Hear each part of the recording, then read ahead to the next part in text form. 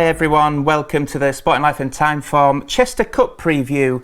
A quick fire look at the great race at Chester on the Rudy on Friday afternoon. I'm Ben Linfoot, delighted to be joined by Matt Brocklebank from Sporting Life and Kieran Clark from Timeform to go through the race. And we're going to have a quick look at the Timeform ratings first up, because Kieran, that is a good place to start. And as you can see, top of the Timeform ratings is Calling the Wind. And are you a company man? Are you going with what the ratings say? Yeah, you've got to respect his chances, haven't you? He was a really reliable stayer a couple of years ago. You could almost set your clock by him, couldn't you? He used to turn up in all these big handicaps and run his race. He ran okay at Royal Ascot last year. He made a more than respectable comeback in a steadily run race. He should get this run to suit. I just think one or two are better handicapped. We'll touch on the likes of Call My Bluff and Vino Victrix and the likes in a bit. But yeah, you've got to respect his chances with Jamie Spencer on board, but he's going to be ridden for a lot of luck. And I probably would be against him, even though he's top rated. Second in, Matt, is Call My Bluff. And we should talk about him because he's got Chester form, he's got good recent form, and he's got a good draw.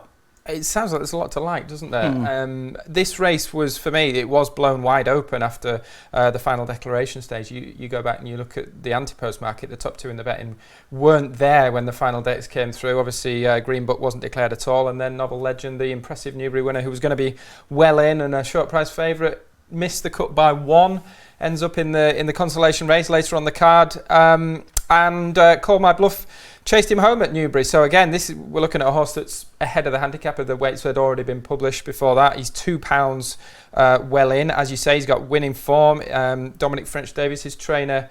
He's got winning course form. His trainer's in really good form as well. There is an awful lot to like about this horse. Now, whether he's sort of quite nippy enough is another matter. I know he has got course form round Chester, but he didn't quite get to Emin, did he, that day in September when they met? I think you're going to talk about that horse as well. And, you know, he's a 6-year-old now. He needs another career best probably to win this, having been put in his place by a progressive horse in Novel Legend last time out. I suppose looking at this race, you are lacking that real standout progressive young horse, but it does happen a little bit, doesn't it? And with that in mind, you're sort of looking at how the race is going to be run, Kieran, aren't you? Because there isn't one who looks absolutely thrown in by any means. And so I'm looking at it and I'm thinking Emin might get a freebie on the front end under Harrison Shaw for Declan Carroll. I think he's an obvious pace angle from stall one. You've probably got Call My Bluff in stall two and Rajinsky as well. Yeah. So how do you look at the shape of the race, how it's going to be run and where you want to be positioned ideally? Well, you look at those three you've touched on there, you look at the draws. Emin's drawn 1, Call My Bluff 2, Rajinsky 5. So you think those drawn high are going to have to make a decision early on, aren't they? They're going to have to either come across and try track that pace or tuck in and hope for the best. Zoffy's drawn 3 as well. He's normally there or thereabouts. Well, let's touch on Zoffy. Yeah. Because he has got a good draw and he's been well found in the market for Hugo Palmer, our local trainer up near Chester. What about his chance? Well, you'd think he'd be targeted at this, wouldn't you? Judging by the yard, this is their big meeting of the year, and he's an ultra consistent type. He ran really well in the Cesarewitch, didn't he, when he was fourth, and you could kind of set your clock by Zoffy. It just depends if he's that well handicapped off 93. I just think that others in this, off that kind of mark, he'll be there or thereabouts. He'll probably make the frame. I just don't think is he a high 90s handicapper? He probably isn't. He's probably a mid 90s horse. He's here off at the early 90s, 93. So yeah, he'll run his race. I just don't think he's good enough to win it. We should talk about conditions because there's been plenty of rain at Chester this week. The ground is soft, and Matt, I think that's going to be in the favour of Harry Fry's horse Metier, who won the November handicap and loves these sort of conditions. Yeah, it would put me off Zoffy actually as well, and it might put me off Vino Victrix a little bit. I was one to him in midweek. I think he does handle a bit of cut. Hughie Morrison's on record saying he wouldn't run him on quick ground, but this is Metier weather, isn't it? This is Metier ground. I think he could be the one to be on. Now, he is drawn 14, but I don't mind it too much in this race. I know, obviously you've got to factor the draw in. I'd rather be drawn maybe there than be stall 1 and a hold-up horse, or you miss the kick drawn 1 or 2, and you've got a bunch of horses coming across you and you're in trouble. So Safi Osborne's going to have to be on her game big time. She gave this horse a really good ride when he won the November handicap at Doncaster. It was heavy ground that day, and he did actually outstay Emin that day over a mile and a half.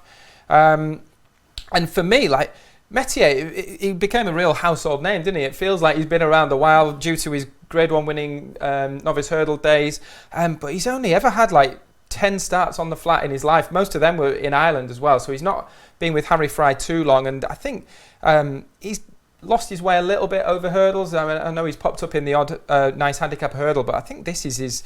They actually targeted this race last year, didn't they? He was declared, I think he was among the favourites, but the ground was good. He was a non-runner the day before, so I think there was a little setback or something. So they've had to sit and wait. They've waited. They've got his conditions, and I think he comes here on the back of a career best run, doesn't he? I mean, he's just finished second in that Queen's Cup, normally a good prep race for the Chester Cup. He's chased home Wise Eagle, who we saw just the other week come out and finish second in the Group 2 Sagaro Stakes. Now, Metier has gone up in the handicap a little bit. He's gone up another £3 to a mark at 97, so it does demand a new career best, but given the conditions, I just wonder if that's going to be the great leveller here, isn't it? I'm not too bothered about a couple of pounds here and there. I think Metier's got he's got a great chance. Just before we get to final selections, just a quick view on the favourite from both of you. Falcon 8, previous winner, good draw. Ryan Moore on board again. Are you for or against him? I'd probably be against him. Dermot Waldy's flying, and obviously he's had claimers on the last 2 starts in handicaps on the flat. He had a £10 claimer on last time. He's had a run over hurdles at Christmas, but he wasn't good enough to win this off. I think he was off the same mark. He was off a pound higher last year, and he was never near a 5th. And I think it is because there's so many of these who lacks unexposed sorts, doesn't he? And he's kind of ended up the default favourite. Yeah. 6 to 1, I'd take him on. I mean, he's got a nice low drawing 4, hasn't he? And he's done it before, but yeah, I'd be against him. Do you agree, Matt? I'd be scared of him, yeah. If you're betting against him, you've got to look at him and think, stall 4, Ryan Moore is going to be in the right position. He loves the conditions, goes well fresh. He's got an outstanding chance, but as you say, he's found in the market. Right, we've gone through plenty of the contenders there. Just gives you final selections for the Chester Cup, Matt? Yeah, I've gone cold on Vino Victrix. I've got to mention a bit of a wild one, but Ian Williams has booked Franny Norton for Law of the Sea, which could be an anything horse. Like, we know a lot. Fascinating, isn't it? We know a lot about most of these horses, and it's kind of like, oh, there's a pound here and a pound there, and conditions. This horse has come down 10, 12 pounds since his time with John Gosden 2 years ago. He ran in the Chester Vase. I just think he's got to be worth a mention. He could be a bit of a market springer. We'll have to see how he goes. I don't think there's quite enough to hang your hat on him. I can't quite make a form case for Law of the Sea, but he's interesting. He's drawn 7.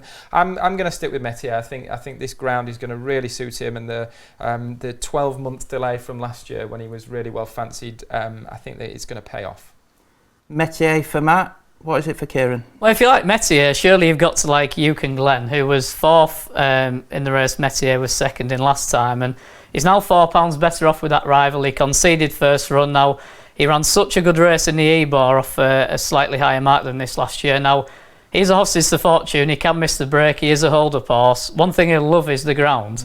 He'll definitely come on for that first run, and yes, it might be nervy time around those sharp turns. Is he going to get the run? But he's a well-handicapped horse. He shouldn't be 16 to 1 for a horse who you know is going to handle the ground. He'll definitely stay. I know he's unproven beyond 2 mile, but 2.25 around Chester, he's 2 mile on the galloping track. He stays. And yeah, I thought there was lots to like in that reappearance run. And I just think he's overpriced. The ground did put me off Vino Victrix and Tritonic, who ran in a strong handicap at Aintree, but yeah, Yukon Glen at 16. She can get first 6s with a few firms. He'll do for me. Excellent stuff. Yukon Glen for Kieran, Metier for Matt. I mean, from the front for me, good luck with your own Chester Cup selections.